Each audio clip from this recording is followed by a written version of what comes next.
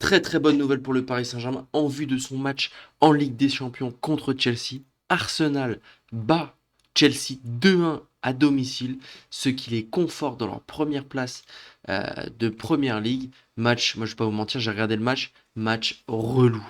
Les seuls buts qu'il y a eu, c'était sur des corners. Bref, le style de jeu dégueulasse d'Arsenal continue.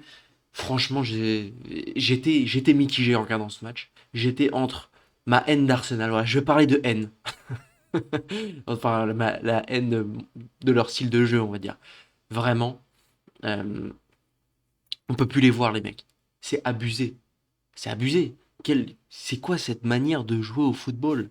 Devant, t'as trois joueurs. Honnêtement, hein, je vais vous le dire.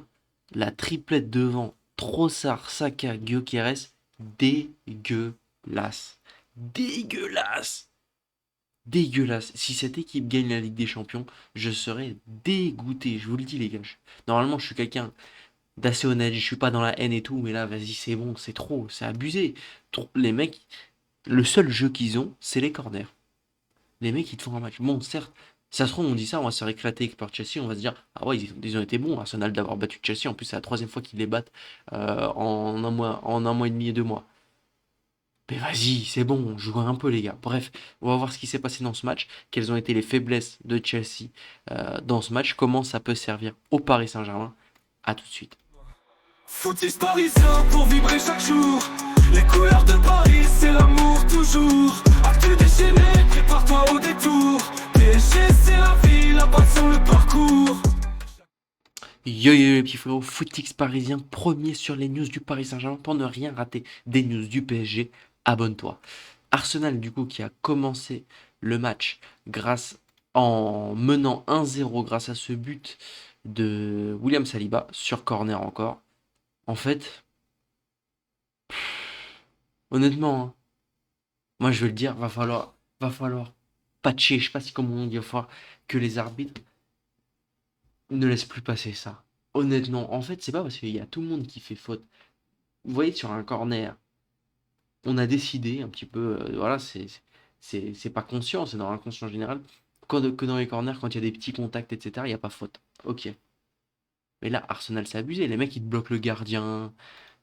Il y a 50 fautes, tout le monde fait faute. Là, il y a tout le monde qui fait faute. Même Chelsea, si Chelsea font faute sur un corner, il doit y avoir penalty. Et si Arsenal fait faute sur un corner, ils retiennent le gardien, etc., il doit y avoir faute.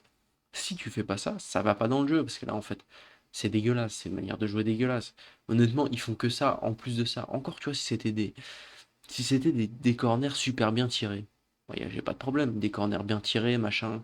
Hop là, une belle tête bien trouvée. Mais en fait, là, la solution, c'est juste, tu mets un maximum de joueurs ici, là, dans le centre de l'action, qui retient tous les autres joueurs.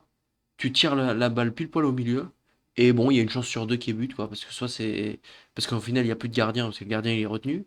Et après, bon, bah, c'est un duel de tête. Quand j'abuse en disant une chance sur deux, mais il y a de grandes chances qu'il y ait but. Et voilà. Et donc, du coup, Arsenal fait son beurre là-dessus.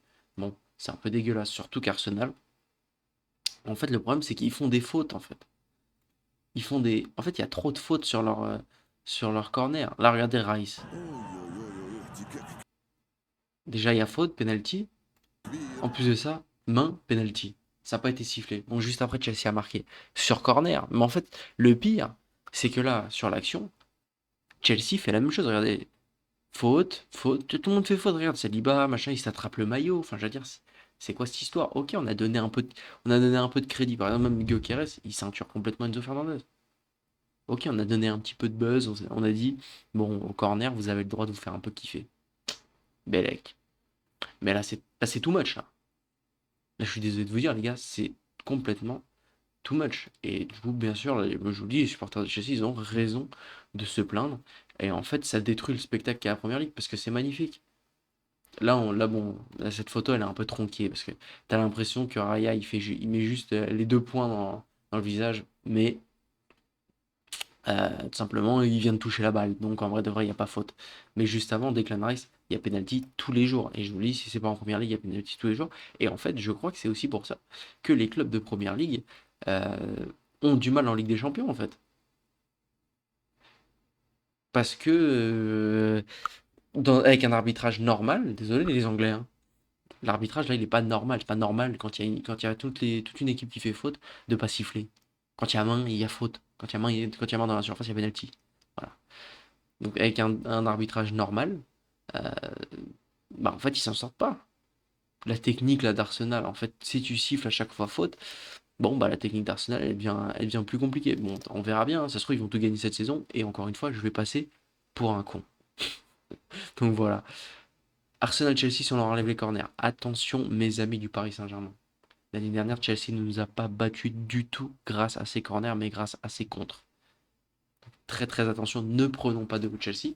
Mais Chelsea qui est aussi très très bon sur corner. Et nous, on connaît, on sait très bien qu'on a du mal sur ces coups de pied arrêtés. Bon, c'était surtout avec Donnarumma qu'on avait énormément de mal en coups de pied arrêtés. Là, je dirais que ça va un peu mieux, même si on n'a pas non plus ce gardien rassurant qui te rassure comme peuvent l'avoir d'autres équipes. Je pense notamment à Courtois qui est très rassurant sur coups de pied arrêtés. Donc voilà, mais bon, il n'y a pas non plus énormément d'actions, peut-être 9 tirs à 12, 1,13 d'XG, 1,05. Bon, Chelsea qui s'est surtout fait pas mal dominer en début de partie, je dirais sur toute la première période. Et par contre, alors retour de mi-temps, t'as 15-20 minutes où Chelsea sont très très très sérieux. Franchement, ils avaient 15-20 minutes où Chelsea a été très sérieux. Enfin, bien analyser ça du côté du Paris Saint-Germain, c'est ce qu'on attend bien évidemment de Luis Enrique et de toute son équipe. Euh, mais voilà, du point de vue du classement de Première Ligue, c'est relou. Moi, comme je l'ai dit, j'aime pas du tout Arsenal, donc j'espère que City va remonter. Mais en tout cas, c'est 2 points, 3 points très très importants. Je dirais, de base, je veux dire 2 points parce que par rapport à une égalité, mais c'est 3 points très très importants pour Arsenal. Si Arsenal avait fait égalité, Manchester City aurait eu la capacité de revenir au classement. Donc c'est vraiment 2 points ultra importants. Bon, il reste un Arsenal Manchester City cette saison, donc tout peut se passer dans cette première ligue. Mais en tout cas, Arsenal qui a affiché de gros points. Mais bon, on n'est pas là pour analyser Arsenal, on est là pour analyser Manchester City. On est là pour analyser Chelsea, pardon. Chelsea, est-ce que c'est pas le bon moment pour les affronter?